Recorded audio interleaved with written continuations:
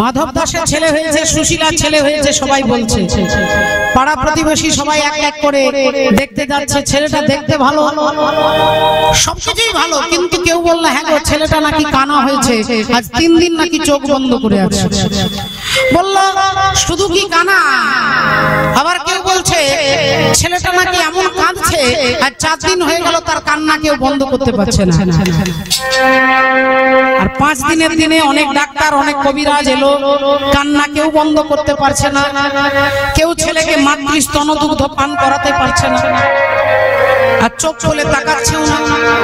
পাড়া প্রতিবেশী সবাই বলা বলি করছে, ধরে নিল এ ছেলে বাঁচবে না গো, এ ছেলের কোনো ভীষণ কঠিন ব্যাধি আছে, অসুখ করেছে, ছেলে বাঁচবে না, মরে যাবে। আর এই কথাটা মায়ের কানে যেই গেল, মা অমনি ছেলেটাকে কোলে নিয়ে আকাশের দিকে তাকিয়ে বলছে, ঠাকুর তুমি এমন একটা ছেলে আমাকে দিলে, যে ছেলে আমাকে মা বলে ডাকতে পারবে না, যে ছেলে আমাকে মা বলে ডাকতে পারবে না।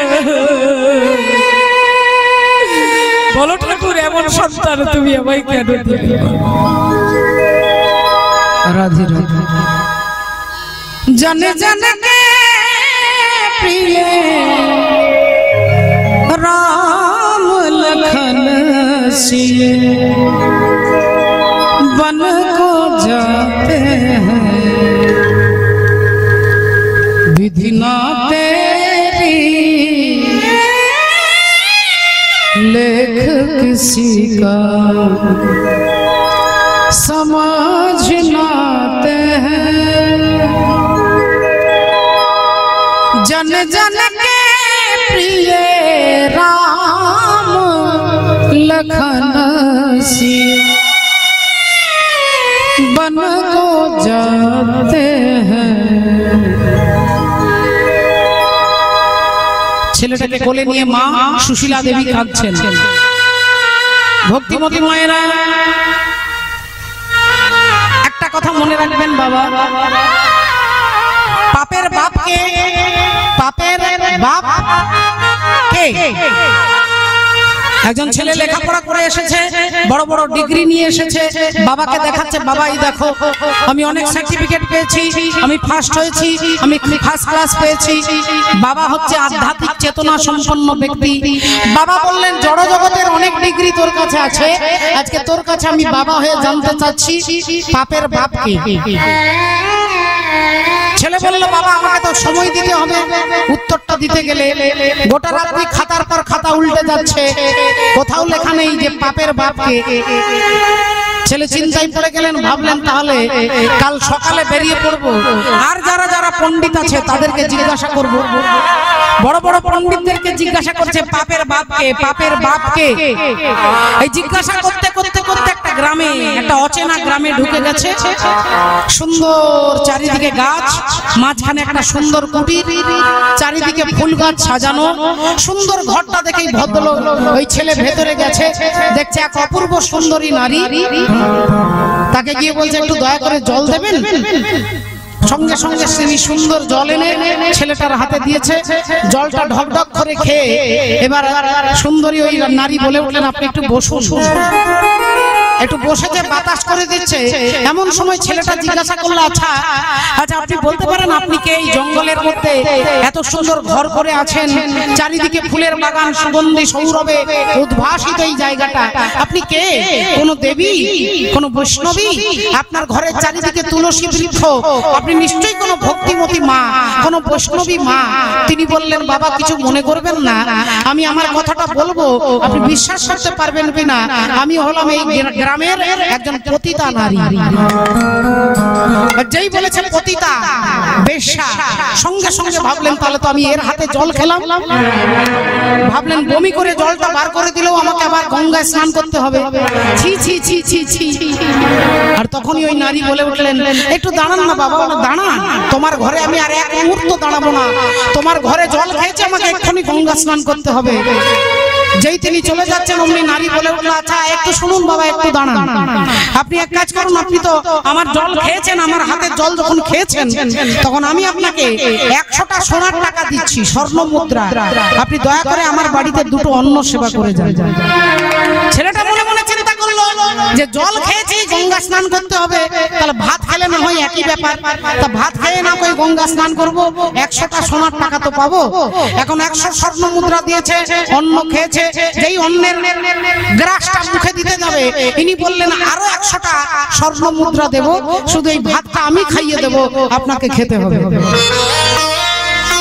ভাবলেন আরো 100টা পাবো, আরে গঙ্গা স্নান তো আমাকে এমনিতেই করতে হতো, তার না হয় খাইয়ে দিচ্ছে। আচ্ছা ঠিক আছে, ঠিক আছে খাইয়ে দেন। বললেন আপনাকে আরো 100টা স্বর্ণ মুদ্রা দেব, এই ভাত আপনিও খাবেন আর আমিও খাবো। ভাবলেন একই ব্যাপার, গঙ্গা স্নান তো আমাকে একবারই করতে হবে, তাহলে খাওয়ার না খাওয়া কি সেইটা একই কাজ করতে হবে। আচ্ছা ঠিক আছে আপনি খাইয়ে দেন। এই বলে এ খাচ্ছে আর ওকে খাওয়াচ্ছে। এইবার তিনি যখন চলে যাচ্ছে তখন বললেন আপনি আমার দরজায় এসেছিলেন কেন বললেন না তো? ছেলেটা বললেন আমি বাবাকে কথা দিয়েছি একটা প্রশ্নের উত্তর নিয়ে যাব। কি প্রশ্নের উত্তর? বললেন পাপের বাপকে। ওই সুন্দরী নারী বললেন পাপের বাপ হচ্ছে আপনি যার পাল্লায় পড়েছেন। আপনি আমার হাতে জল খেয়েছেন গঙ্গা স্নান করতে গেলেন, আমি আপনাকে বললাম 100টা স্বর্ণ মুদ্রা দেব, আপনি আমার হাতে ভাত খাচ্ছেন, আমার এঠোটা খাচ্ছেন, তাহলে পাপের বাপ হচ্ছে লোভ। লোভ, এই লোভের জন্যই আপনি আমার বাড়ির দরজায় এসে এতগুলো কাজ করলেন, শুধুমাত্র লোভ, ভেতরে লোভ কাজ করছে। আর এই লোভটাই হচ্ছে আমাদের জীবনের দুঃখের কারণ বাবা। আমাদের সমস্ত দুঃখের কারণ হচ্ছে লোভ। কোথাও আসল চেয়ারটা পাওয়ার জন্য লোভ, চারিদিকে কাটাকাটি খুনোখুনি হচ্ছে, ওই চেয়ারটাতে বসবো, মন্ত্রীর পদে বসবো, নেতার পদে বসবো, তার জন্য ভেতরে লোভ কাজ করছে। কোথাও একটা ছেলে পাবো, ছেলে আমাকে দেখবে, আমার ভবিষ্যৎ দেখবে, লোভ কাজ করছে। এই লোভ যদি না থাকতো তাহলে পাপ হতো না, আর পাপ না হলে আমি নরকে যেতাম না। বাবা ঠাকুর বললেন এই লোভটাকে কি করে খণ্ডন করা যাবে না? একমাত্র সাধু সঙ্গ। সাধু সঙ্গ, সাধু সঙ্গ সর্বশাস্ত্রে কয় লবমাত্র সাধু সঙ্গ জীবের সর্বসিদ্ধি। লবমাত্র সাধু সঙ্গ জীবের সর্বসিদ্ধি হয়। মাননীয় ভক্তমণ্ডলী ভক্তিমতী মায়ের, তাই মা সুশীলা দেবী ছেলেকে কোলে নিয়ে কাঁদছে আর বলছে ঠাকুর এমন একটা ছেলে দিলে। এমন সময় পাশের বাড়ির এক দিদি এসে বলছে হ্যাঁ হ্যাঁ হ্যাঁ রে এই সুশীলা, আর ছেলেকে কোলে নিয়ে বসে কাঁদলে হবে? এক কাজ কর, তোর ছেলে কোনো রোগ জ্বালা হয়নি, তোর ছেলেকে ভূতে ধরেছে, আর ভূতে ধরলে ডাক্তার কবিরাজের ওষুধ কাজ করবে না, তুই চলে যা বাবাজির আশ্রমে, বাবাজি যদি একটা মন্ত্র বলে দেয় দেখবি ভূত ছেড়ে পালিয়ে যাবে। মা সুশীলা দেবী কাঁদতে কাঁদতে ছেলেকে কোলে নিয়ে যাচ্ছে, ছেলেকে কোলে নিয়ে যাচ্ছে। আহা রাধে রাধে ভক্তিমতী মায়ের কাঁদতে কাঁদতে গিয়ে বাবাজির আশ্রমে চিৎকার করে ডাকছে বাবাজি, ও বাবাজি একটু আসুন না বাবাজি। বাবাজি বেরিয়েছে, কে মা তুমি? বাবাজি আমি সুশীলা, আমার এই 5 দিনের ছেলে, এই দেখুন না, এই দেখুন না চোখ বন্ধ করে কাঁদছে, এই কান্না কিছুতেই বন্ধ করতে পারছে না বাবাজি। বাবাজি বললেন ওর খিদে পেয়েছে, ওকে খেতে দাও। মা বললেন বাবাজি আজ 5 দিন কিচ্ছু খাইনি, কিছুতেই স্তনের দুগ্ধ পান করছে না, তাহলে মা আমি কি করতে পারি? না বাবাজি আমার ছেলেকে সবাই বলছে নাকি ভূতে ধরেছে, আপনি একটা মন্ত্র বলে দিন বাবাজি, একটা মন্ত্র বলে দিন। তাহলে চিন্তা করে দেখুন বাবা, রাবণ রাজা মারা যাবে, মরবার আর কয়েক মিনিট বাকি আছে। রামচন্দ্র রাবণকে মেরেছে, রাবণ পড়ে আছে তীরবিদ্ধ অবস্থায়। এমতো সময় ভগবান রামচন্দ্র লক্ষণকে বলছে যাও, রাবণ মরবার আগে তার কাছ থেকে কিছু রাজনীতির শিক্ষা শিখে কিছু উপদেশ নিয়ে এসো, যাও। লক্ষণকে বলছে যাও।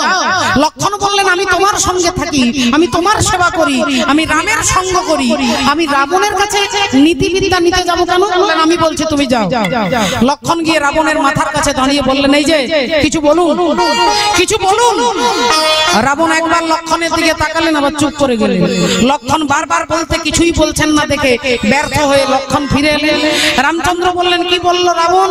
লক্ষণ বলল দাদা সত্যি করে বলছি কিচ্ছু বলেনি। আমি অনেকবার জিজ্ঞাসা করেছি কিন্তু কিচ্ছু বলেননি।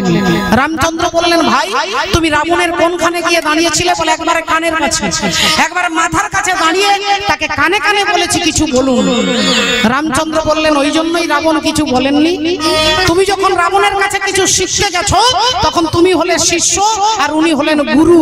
তাই গুরুর মাথার কাছে দাঁড়িয়ে নয়, গুরুদেবের পায়ের কাছে দাঁড়িয়ে গুরুদেবের কাছে কিছু জানতে হয়। গুরুদেবের পায়ের কাছে দাঁড়িয়ে কিছু জানতে হয়, মাথার কাছে নয়। তুমি শিষ্য, আর শিষ্যের জায়গা কোথায়? না গুরুদেবের চরণ তলে। এটা যদি ভগবান রামচন্দ্র বলতে পারে, তাহলে আজকে রামানন্দ ব্রহ্মচারী বললেন, মা আমি মন্ত্র বললে যদি তোমার ছেলের কল্যাণ হয়, আমি বলবো হরে মুরারে মধু কৈট ভরে গোপাল গোবিন্দ মুকুন্দ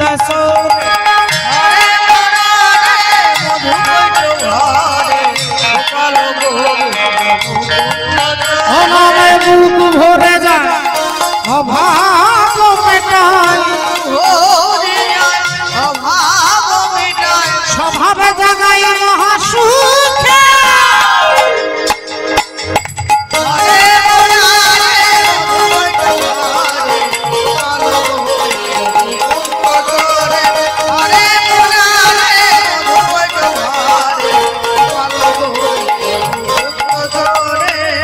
আর যেই 5 দিন পরে রামানন্দ ব্রহ্মচারী প্রেমা হরিবল রুইদাসের কানে নামটা বলেছে, রুইদাসের কান্না বন্ধ হয়ে গেছে, খিলখিল করে হাসছে।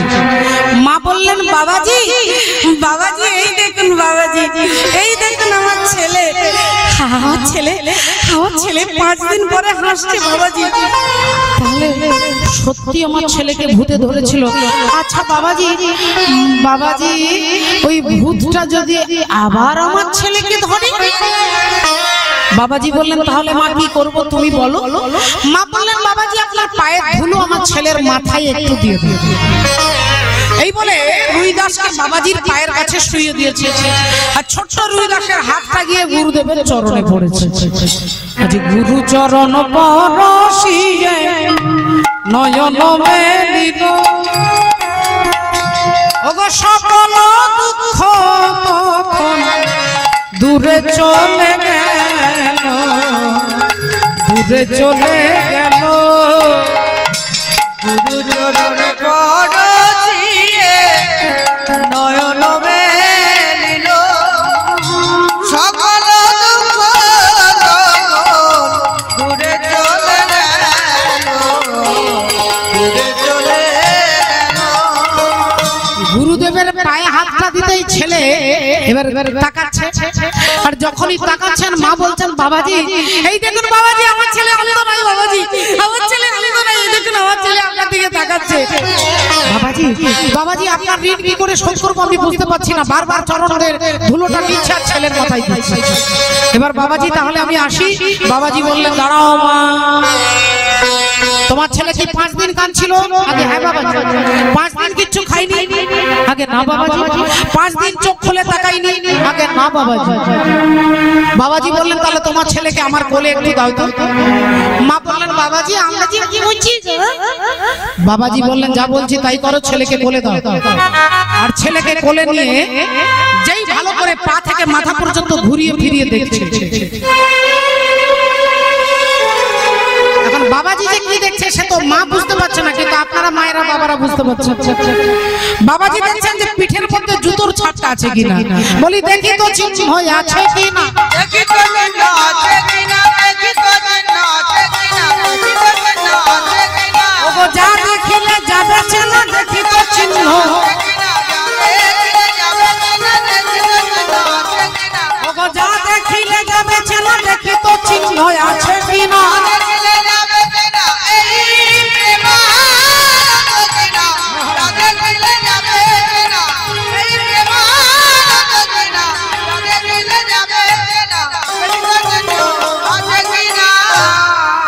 যেই বাবাজি পিঠের দিকে তাকিয়ে দেখছে একটা জুতোর ছাপ আছে, অমনি বাবাজির মুখ দিয়ে বেরিয়ে গেল প্রেমানন্দ। মা বললেন, বাবাজি কাকে প্রেমানন্দ বলছেন গো? এ তো আমার ছেলে রুইদাস। বাবাজি ভাবলেন তাই তো, এ তো আগের জন্মে প্রেমানন্দ ছিল, এখন তো বললে হবে না। বাবাজি কথাটা ঘুরিয়ে বললেন, আসলে তোমার ছেলে আমার শিষ্য প্রেমানন্দের মতো, যাও মা যাও, আর তোমার ছেলেকে কোনোদিন ভূতে ধরবে না, আর যদি কখনো কোনো সমস্যায় পড়ো আমার কাছে এসো, যাও। ছেলেকে কোলে নিয়ে মা বাড়ি ফিরে এলো। সেই 5 দিনের ছেলেটা দেখতে দেখতে 5 বছর হয়ে গেল। 5 বছর বয়স থেকে মায়ের আঁচল ধরে কীর্তন শুনতে যায়, 5 বছর বয়স থেকে মায়ের সঙ্গে তুলসী পরিক্রমণ করে, ঠাকুর মন্দিরে যায়, প্রণাম করে, মা প্রণাম করে, ছেলেকে শেখায়, মা ভগবত দর্শন করে, ছেলেকে দর্শন করায়, মা হরি কথা শোনে, ছেলে হরি কথা শোনে। হরি হরি। তাহলে এবার ভেবে দেখুন, মা, শাস্ত্র বলছেন মা কি? মাই হচ্ছে প্রধান গুরু। কেন না? মা ছেলের চরিত্রটাকে তৈরি করে দিতে পারে, কোন বাবা তৈরি করে দিতে পারে না। বাবা যেই হন না কেন, আপনি পুলিশ অফিসার হন, আপনি হাইকোর্টের জজ হন, আপনি কীর্তনীয় হন, আপনি বড় ডাক্তার হন, আপনার ছেলে তৈরি হবে কার উপাদান দিয়ে? মাতৃ উপাদান দিয়ে সন্তান সৃষ্টি হয়। মায়ের চরিত্র ছেলের চরিত্রের উপরে ছাপ পড়ে। ছেলে বলেছে, মা যদি সারাক্ষণ হরিনামের মধ্যে, ধর্মের মধ্যে, সততার মধ্যে থাকে, আপনাকে ছেলেকে শেখাতে হবে না, ছেলে এমনি এমনি সততার প্রতীক হয়ে উঠবে। আর মা যদি সারাক্ষণ মোবাইল নিয়ে থাকে, আপনার ছেলেকে শেখাতে হবে না, ছেলেও সারাক্ষণ মোবাইলে, ও টুনির মা তোমার টুনি কথা শোনে। তাহলে মূল বক্তব্য আমার নয়, ঠাকুর অনুকূল চন্দ্র বলেছেন, মাতা হবে যেমন তোর পুত্র পাবে তেমন তোর। রাবণের বাবা ছিলেন বিশ্বশ্রবা মুনি, একজন বিরাট বড় ব্রাহ্মণ। ব্রাহ্মণের ছেলে হচ্ছে রাবণ। রাবণকে পোড়ানো হয়, শাস্ত্র বলছেন এটা অশাস্ত্রীয়। রাবণ হচ্ছে ব্রাহ্মণ ঘরের ছেলে, আর তাকে পোড়ানো ধর্মীয় অনুযায়ী, ধর্ম অনুযায়ী এটা অপরাধ। কিন্তু আমাদের দেশে কালচারটা চলে এসেছে, কালচার চলে এসেছে। রামচন্দ্র লক্ষ্মণকে বলছে যাও রাবণকে প্রণাম করো। কেন না? রাবণ হচ্ছেন একজন বেদজ্ঞ ব্রাহ্মণ। তাহলে বাবা ঠাকুর কেন সে বাবার মতো হলো না? তার বাবা তো বিশ্বশ্রবা মুনি, পুলস্ত ঋষির পুত্র হচ্ছে বিশ্বশ্রবা। আর পুলস্ত ঋষি হচ্ছে যে সপ্ত ঋষি, সেই সপ্ত ঋষির মধ্যে একজন ঋষি পুলস্ত, তার নাতি হচ্ছে রাবণ। কিন্তু রাবণ এরকম হলো কেন না? রাবণের মা ছিল রাক্ষসী নিকষা। এই মায়ের জন্য তার রাক্ষস প্রবৃত্তি হয়ে গেল, মায়ের জন্য। আর যেখানে মা ভালো হবে, বলে হিরণ্যকশিপুর হচ্ছে দুরাচারী, আর তার ছেলে ভক্ত প্রহ্লাদ। কেন হলো না? মা হচ্ছে কয়াধু, আপনাদের ভক্তিমতী নারী। তাই ভক্তিমতী মা বলে সন্তান অসুর কুলে থেকে, অসুরের ঘরে থেকে, চারিদিকে অসুরের বেড়ার মধ্যে থেকেও তিনি হয়ে গেলেন ভক্ত প্রহ্লাদ। রাধে রাধে। তাই চলুন একটু সবাই মিলে বলবো নিতাই গৌর প্রেমানন্দে। जरा चल के वृंदावन देखो, একটু তালে তালে তালি দিতে হবে। जरा चल के, ओ जरा चल के वृंदावन देखो, श्याम बंसी बजाते मेरे।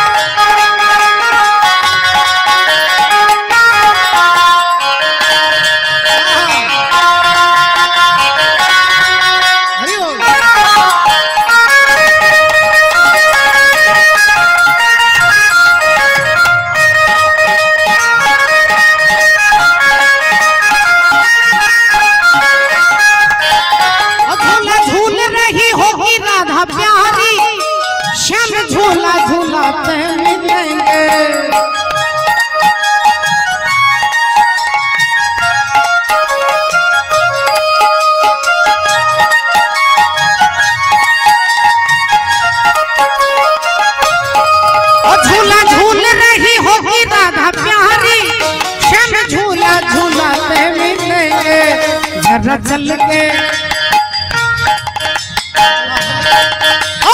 चल के वृंदावन देखो, श्याम बंसी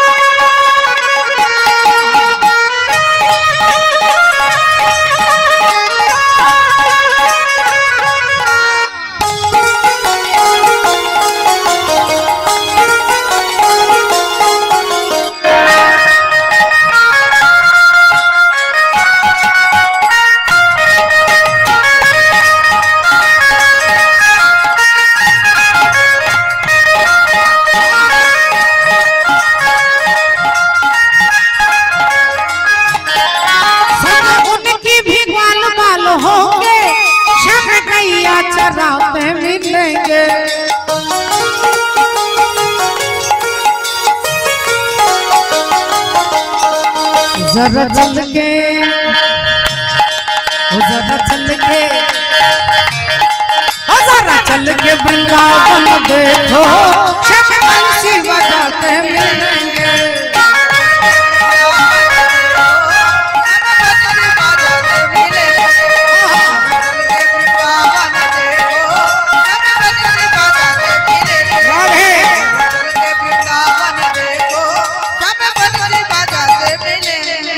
बोलो राधा रानी की बोलो भगवान कृष्णचंद्र की এবার যে সময়রা চশমা পরে ঘুমোচ্ছেন তাদেরকে হ্যাঁ এই মাত্র 10:30 ঘুমিয়ে যাচ্ছেন সকালবেলা ওই মাইরাই বলবেন চই চই কি কি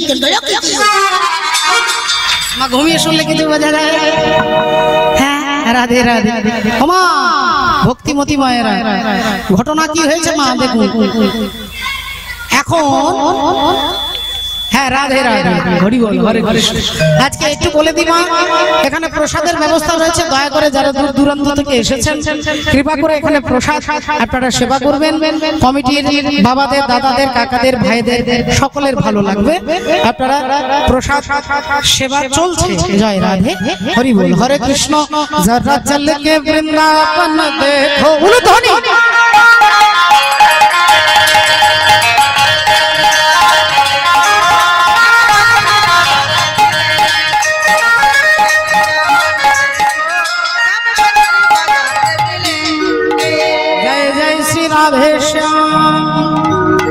সত্যি বাবা ঠাকুর ভক্তিমতী মায়েরা মা ফিরে এলেন ছেলে দেখতে দেখতে 5 বছর বয়স হয়ে গেল সেই ছেলেটা কীর্তনের মধ্য থেকে নিজেকে তৈরি করলেন ছেলে বড় হলো এবার দূর দূরান্তে কীর্তন শুনতে চলে যায় বাড়ি আসে না বাবা মায়ের চিন্তা হলো ছেলে 20-22 বছর বয়স হয়ে গেল গ্রামে দূর দূরান্তে কীর্তন শুনতে গেলে ঘরের কথা মনে থাকে না তা বাবা বলল হ্যাঁ গো ছেলে তো এভাবে ভাবগতি ভালো দেখছি না মা বলল একটা কাজ করো বিয়ের ব্যবস্থা করে দাও বিয়ে দিলে যদি সংসারের দায়িত্বটা কাঁধে আসে তাহলে অন্তত একটু ঘরে মনটা থাকবে বাবা বলল ওকে যতবার বিয়ের কথা বলেছি ও বলে দিয়েছে আমি বিবাহ করব না বলে আরে বাবা তোমার আমার কথা শুনবে না কিন্তু রামানন্দ ব্রহ্মচারী তিনি বলেছেন কোনো সমস্যায় পড়লে আমার কাছে এসো সন্ধ্যাবেলায় মা গেছে বাবাজির কাছে বাবাজি আমি রুই দাসের মা বাবাজি ছেলে কিছুতেই বিয়ে করতে চাইছে না বাবাজি বললেন ঠিক আছে কাল সকালে আমার কাছে তোমার ছেলেকে পাঠিয়ে দিও রাত্রিবেলায় মা ছেলেকে বলছে হ্যাঁ রে তোর গুরুজি তোকে ডেকেছে আর যেই বলেছে গুরুজি ডেকেছে সকালটা হতে না হতেই স্নান করে কোন রকমে শুদ্ধ বস্ত্র পরে আর সোজা ছুটছেন গুরুদেবের কাছে আর যেই গুরুদেবের কাছে দাঁড়িয়েছে যেই গুরুদেবকে প্রণাম করতে যাবে গুরুদেব চরণটা সরিয়ে বলল আমি তোকে যা বলবো তুই তা করবি বললেন হ্যাঁ তাহলে তুই আগে আমাকে বল আমি তোর কে তুই আমার কে না আপনি আমার গুরু আমি আপনার চরণের দাস বললেন তাহলে আমি যা বলবো তুই তাই করবি আগে হ্যাঁ গুরুদেব বলুন কি করতে হবে গুরুদেব বললেন তোকে বিবাহ করতে হবে রুইদাস বললেন গুরুদেব আমি বিয়ে করতে পারবো না গুরুদেব কেন এই তুই একটুক্ষণ আগে বললি আমি যা বলবো তাই করবি আর এখন বলছিস তুই বিয়ে করতে পারবি না কেন গুরুদেব আমি যে 1 টাকাও রোজগার করি না সংসারের দায়িত্বটা নেব কি করে গুরুদেব বললেন 1 টাকাও রোজগার করিস না কেন মুচির ঘরে জন্ম নিয়েছিস 2 জোড়া জুতো তৈরি করবি আর 2 জোড়া জুতো তৈরি করে 1 জোড়া দান করে দিবি আর 1 জোড়া বাজারে বিক্রি করবি আর যে পয়সাটা পাবি তে দিয়ে সংসার প্রতিপালন হবে কিন্তু গুরুদেব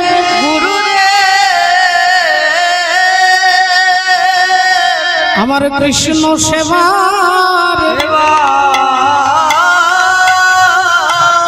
কি বা হবে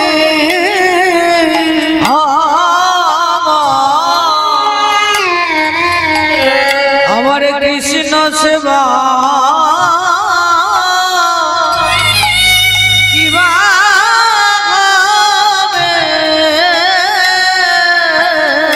আমার কৃষ্ণ সেবা সেবার কিবা হবে আমার কৃষ্ণ সেবা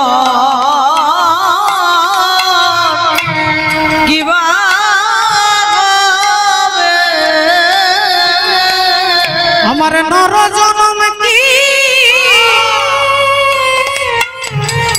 বিফলে যাবে আমার কৃষ্ণ সেবা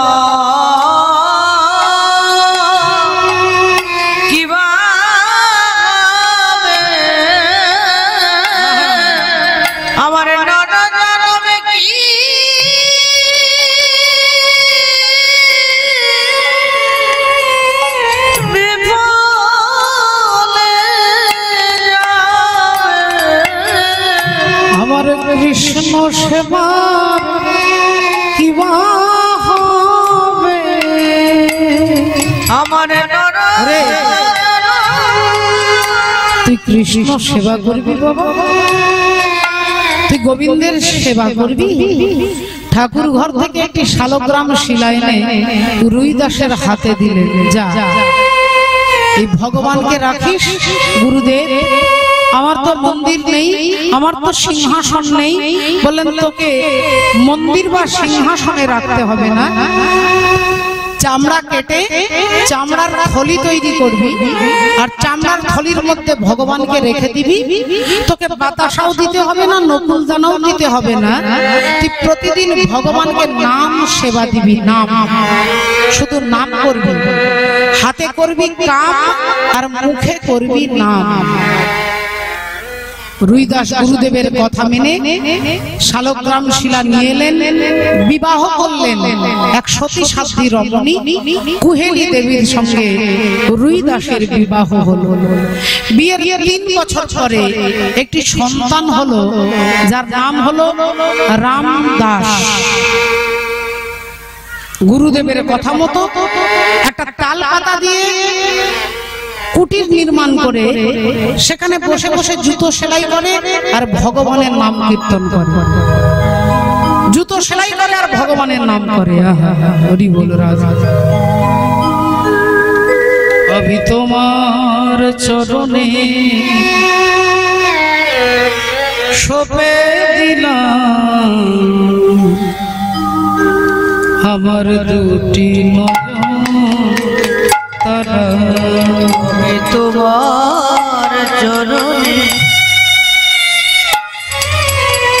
সপে দিলাম আমার দুটি নয়ন अभी তোমার চরণে সপে দিলাম আমার দুটি নয়ন তারা আমি তোমার চরণে সপে দিলাম আমার দুটি নয়ন তারা ওগো আমার দুটি নয়ন তারা আমার দুটি নয়ন তারা তোমার চরণে সপে দিলাম আমার দুটি নয়ন তারা প্রভু তোমার চরণে সপে দিলাম আমার দুটি নয়ন তারা তুমি গোপীনাথ নাম ধরেছ আর কত পাপী উদ্ধারিছ তুমি গোপীনাথ নাম ধরেছ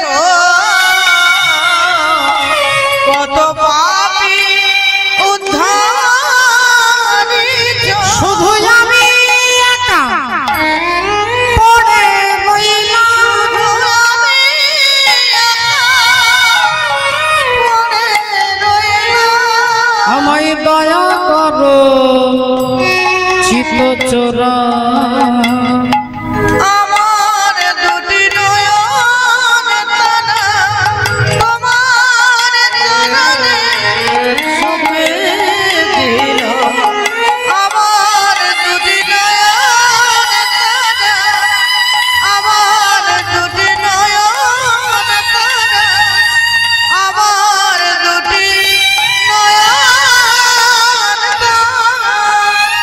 প্রতিদিন 2 জোড়া জুতো তৈরি করে, 1 জোড়া দান করে দেন, 1 জোড়া বাজারে বিক্রি করে, সংসার চলে না। স্ত্রীকে কাপড় কিনে দিতে পারে না, ছেলেকে পেট ভরে খেতে দিতে পারে না, কিন্তু তথাপিও গুরুদেব আদেশ করেছেন 2 জোড়া জুতোর বেশি তৈরি তিনি করেন না। পাতার কুটিরে বসে আপন মনে জুতো সেলাই করে আর ভগবানের নাম কীর্তন করে।